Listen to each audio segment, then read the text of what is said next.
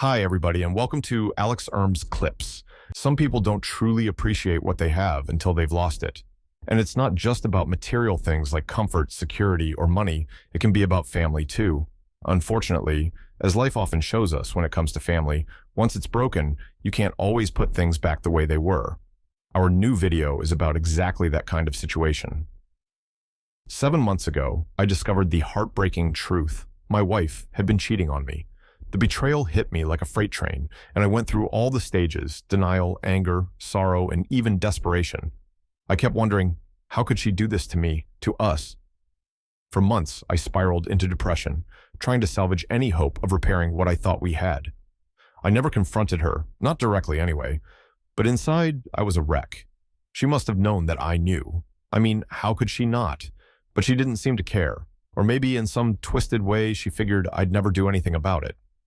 About 2 or 3 months ago, I just reached my breaking point. I was exhausted, emotionally, mentally, physically. I was done with her, with the marriage, with all of it. I checked out. My mind was already focused on the next chapter of my life, a chapter that didn't include her. I started preparing for the divorce, meeting with lawyers, and making plans for a fresh start. I barely even spoke to her anymore, and when I did, it was nothing more than cold, one-word answers. Yes. No. Maybe. I don't know. I didn't care. It was no secret. Even the kids could tell something was wrong. One evening, I sat them down and gave them the classic, "It's not your fault" speech. You know, guys, sometimes grown-ups just can't be together anymore. But both your mom and I love you very much. My wife was in the room when I told them. I saw her glance over, but she didn't say anything. No objections, no protests. I took her silence as agreement. It was like she had already accepted the inevitable. A few days after that, something unexpected happened. I ran into someone from my past, Monica. She was this girl I'd known in school, way before I met my wife. We always had this undeniable chemistry, this tension that neither of us acted on back then. Monica's family moved away before I ever had the courage to do anything about it, and it had been years since I'd even thought about her. But there she was, standing right in front of me, and the connection between us was stronger than ever. We slipped into conversation as if no time had passed at all. "I've missed this," she said with a smile, her eyes lighting up with that same spark I remembered. "You know, us talking like this." "Me too," I admitted, feeling a rush of excitement I hadn't felt in a long time. "A lot." She asked me out, but I knew I had to be upfront with her. "I'm going through a divorce," I explained. "I'm not officially separated yet, but I'm getting there." Monica didn't flinch. "I respect that," she said, nodding. "Just call me when you're ready. I'm not going anywhere." She gave me her number, and just like that, my entire outlook shifted. I was eager to finally close the chapter on my failing marriage and open a new one with someone who actually valued me. That night, I went home more determined than ever to end things with my wife. I felt almost giddy, like the weight of my unhappiness was finally being lifted. I sat in the living room, waiting for her to come home, practically grinning when she walked in. "We need to talk," I said, motioning for her to sit down. She looked at me curiously but sat across from me anyway. I took a deep breath. "I've known for a long time that you've been cheating," I began, watching her face closely for a reaction. "I've checked out of our relationship for months now. I assumed you knew that, and I thought maybe you didn't care." I paused, giving her a chance to say something, but she remained silent, staring at me as if she were waiting for the punchline. "I want to start dating again," I continued. "It's time for us to move on and get divorced. Don't you agree?" That's when everything took a turn I didn't expect. My wife's face crumpled, and she started sobbing. No, it was more than that. It was a raw, desperate wail, like her very soul was shattering in front of me. I'd never heard anything like it. "Please," she gasped between sobs. "Please, don't do this. I'm sorry. It didn't mean anything. I swear, we can fix this. We can go to counseling. We can..." I was stunned. I honestly thought she'd be relieved. "Why are you crying?" I asked, my voice steady. "You can be with him now. You don't have to hide it anymore." She shook her head violently, tears streaming down her face. "No, he doesn't matter. You matter. We can fix this, I promise. Just please give me another chance." I leaned back, folding my arms. 7 months, huh? 7 months of betrayal, and now you want to fix things? Oh, it's too late. If you really wanted to work on our marriage, that time was back then, but you didn't. You chose him. You knew this would destroy us, and you did it anyway. How could you not think about what this would do to me, to our family? She tried to speak, but her words were a mess. Unintelligible, desperate. Look, I said, my voice calm but firm. There's no coming back from this. You made your choice, and now you have to live with it. I don't hate you. I'm just done. I'm being civil for the sake of the kids, but I can't stay in this marriage. I can't keep pretending. Her sobs only grew louder, completely incoherent at this point. I didn't know what else to do, so I picked up my phone and called her sister. It was clear I wasn't going to get through to her on my own. I wasn't going to be the one to care for my wife in the emotional state she was in, so I called her sister. When she arrived, I explained the situation, and without much discussion, her sister took her away. The moment they left, I felt an overwhelming sense of relief, like I could finally breathe for the first time in 7 long months. It was as if a massive weight had been lifted from my chest, but as I sat there, a question kept gnawing at me. What is she trying to do? She had to know this was coming, right? No one can be that oblivious, that naive to think her choices wouldn't lead to divorce and the destruction of our family. She's beautiful, she's intelligent. Our marriage had been good, at least until she decided to have an affair. So why now? Is she pretending to want to save this marriage? I couldn't wrap my head around it. What's her angle?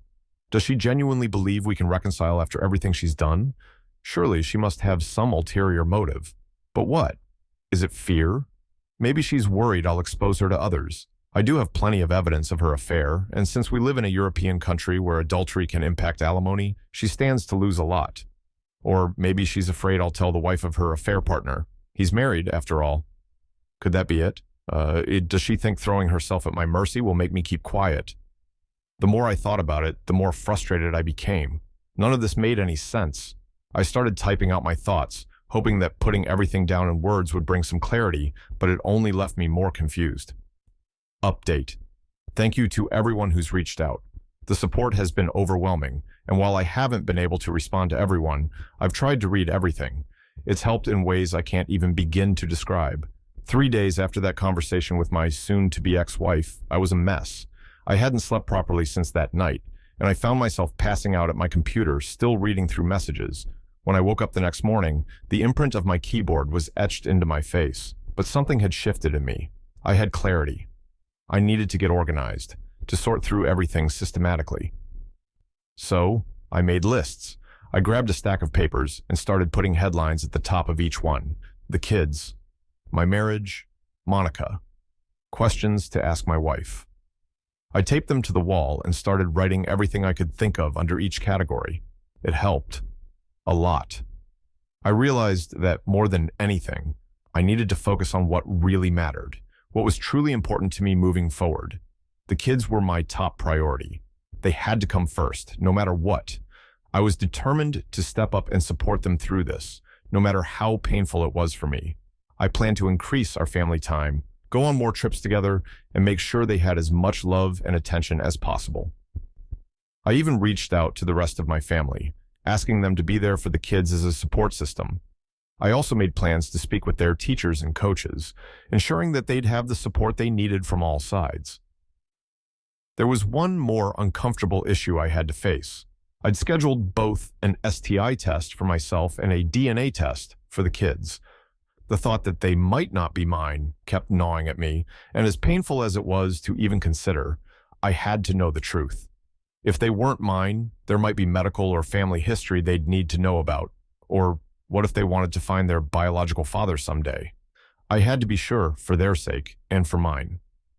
Until I knew the results, the stress was eating away at me. Once I had consulted with their therapist, we sat the kids down together and explained what was happening. We encouraged them to ask questions, reassuring them over and over that none of this was their fault. "I'm your dad," I told them firmly, my voice unwavering. "I love you more than anything in the world, and I'll always be here for you. Whatever you need, you can come to me. That will never change." When it came to my marriage, I reached a painful but necessary conclusion. I could never trust my wife again. And without trust, there was no relationship. It was that simple. I also came to the harsh realization that I didn't love her anymore, not the person she had become, the love I once had for her. It had been a huge part of who I was, but she had destroyed it with her affair. My entire perception of her had shifted, and I knew deep down that even if I could somehow learn to love her again, I didn't want to. No, I thought to myself, better to end it now than drag this out any longer. I didn't want the marriage. I didn't want her. The part of me that had once felt endless joy and happiness when I thought about her now only felt dread and pain. Any association with her now left me feeling physically uncomfortable. Divorce was inevitable, and I needed it to happen as quickly as possible. And then there was Monica. I'd been talking to her a lot, and the connection we had felt stronger than ever. But after reading through some of the feedback I'd received, I had a few concerns. I needed to be sure that I wasn't rushing into something new just to escape the pain of my failing marriage. I had seen the advice on Reddit. Maybe it wasn't the best idea to dive into a new relationship. My life was a total mess, and bringing Monica into it seemed unfair, but she saw it differently. "Life is messy," she said. "Might as well see how we handle it together." As we continued talking, I learned why Monica had never married. She had been engaged, but her fiancé had died unexpectedly in a work accident nearly 5 years ago. The loss shattered her. She had dated occasionally since then, but hadn't connected with anyone deeply until now. For her, life was short, and taking risks when real opportunities arose was essential. I explained to her that I didn't want to start anything before my divorce was official. I didn't want to feel like I was cheating, even technically, while still married. Monica respected that. We also talked about how things might be perceived if we suddenly became public as a couple right after my separation. It would be easy for people to blame her and paint her as the homewrecker, something neither of us wanted. We agreed to wait, at least for a little while after everything was finalized. I felt a strong pull towards Monica. That phone call itself felt borderline like an emotional affair, so I decided not to contact her again until everything was settled legally. We agreed that I would get my life in order, then reach out when I was ready, and we would see what happened from there. When it came time to meet with my wife, I prepared myself carefully. I wrote down principles about who I wanted to be in that conversation, a man who remained calm and composed, who didn't let bitterness dictate his actions. My goal wasn't to hurt her, but to move forward.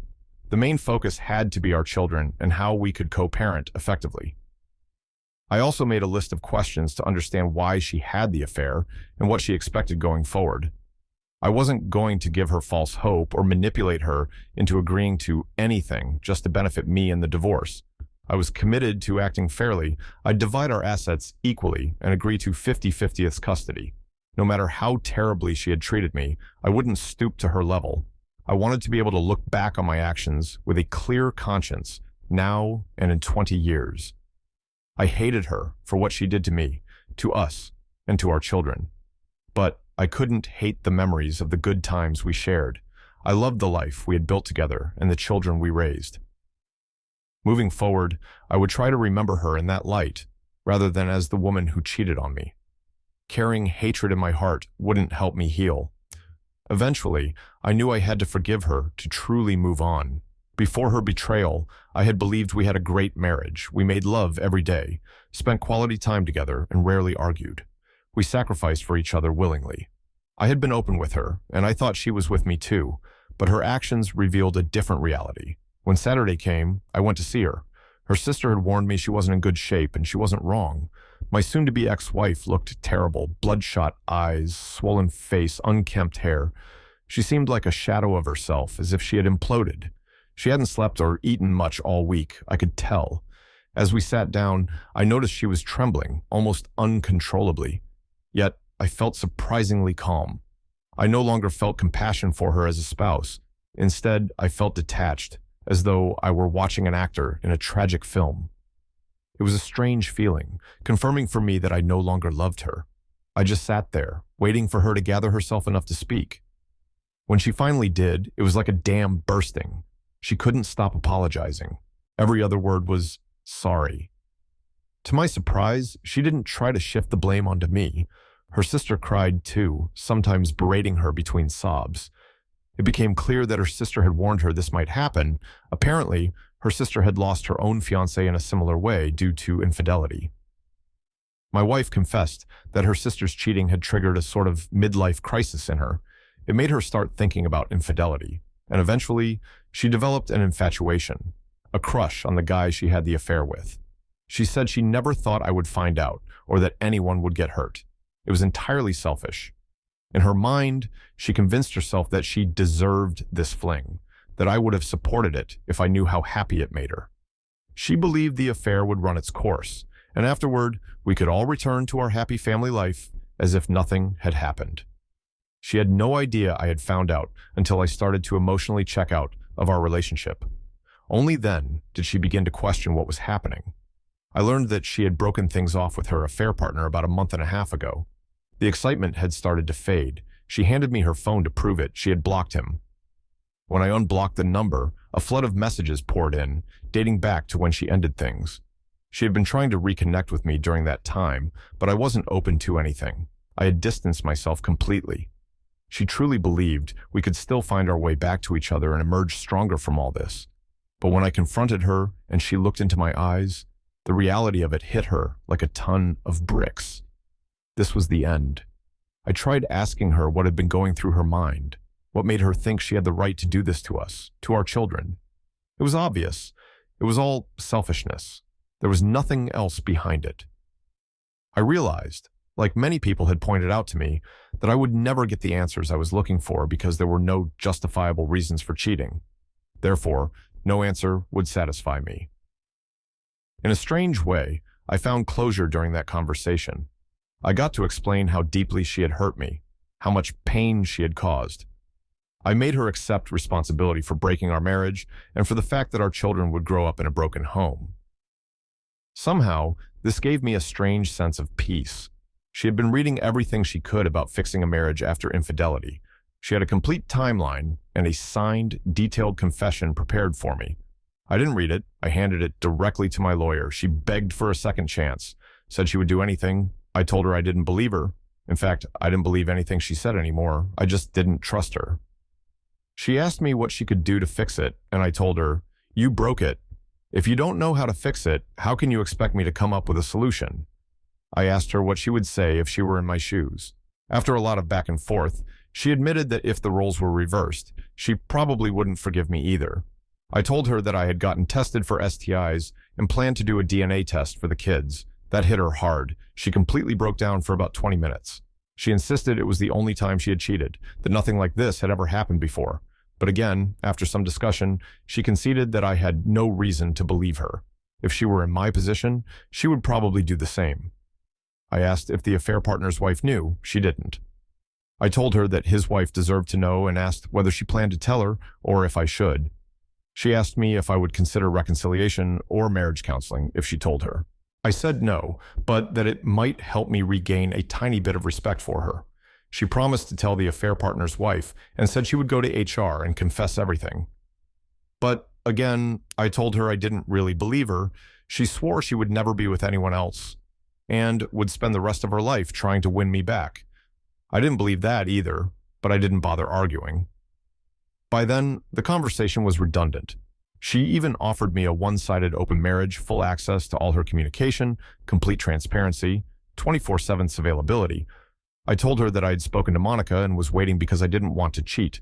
I didn't want an open relationship. It would hurt her, just as she had hurt me, and I wasn't interested in causing that kind of pain.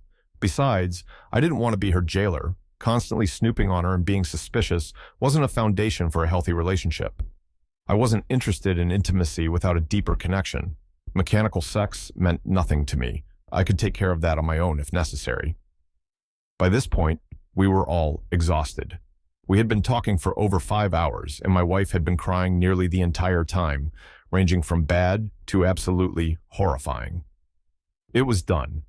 I told her as clearly as I could that the love I once had for her was gone. I didn't recognize the person she had become. Our family had died by her hand, and I was going through with the divorce. There was no way to undo what she had done. The only way to have avoided this was not to start the affair in the first place. I didn't want our marriage back. I didn't want her back. I didn't want more pain. I suggested we go no contact for a while to get some distance and perspective. I told her I had already filed and that my mind was made up. We could start family therapy for the sake of co-parenting, but beyond that, I didn't even want to see her. It was incredibly painful to tell her all this. She was crying hard, mumbling, "No, no, no," over and over again. As I stood up to leave, she had a massive, almost explosive nosebleed. She reached out to me but passed out before she could grab hold. I managed to catch her before she hit the floor. I drove her and her sister to the ER and stayed until I knew she would be okay. Last night and today, she has been telling everyone what she did. The affair partner's wife called me this morning, wanting to confirm the story. I sent her copies of some of the evidence. I just learned that she kicked her husband out. She wants to meet and see more of the evidence. She had been suspecting something for a while, but hadn't had any concrete proof. She suggested we have dinner tomorrow to talk, and while I know she needs to talk, I'm not sure if I'm ready for that. I told her maybe later. I admit I feel conflicted. I haven't been able to sleep. Cracks are forming in my resolve, and while I know I need to stay strong, it's incredibly hard. Why do I feel so guilty? Why do I feel responsible for trying to fix this mess? I know we might fool ourselves for a while, but that won't work long term. Some of her friends and family have been calling me, cursing me out, saying I should give her a second chance. But in my mind, I'm thinking, why drag out the pain? Better to end it now so we can all start healing and building new lives. So that's it. Nothing spectacular, no revenge, no resolution, no peace, no happy ending. Just more pain for everyone involved. My mind is in a very dark place right now, and honestly, I'm not sure what to do next. So, dear friends, if you're enjoying these stories, please give this video a thumbs up, and don't forget to hit that subscribe button for more juicy relationship tales. Thanks for your support.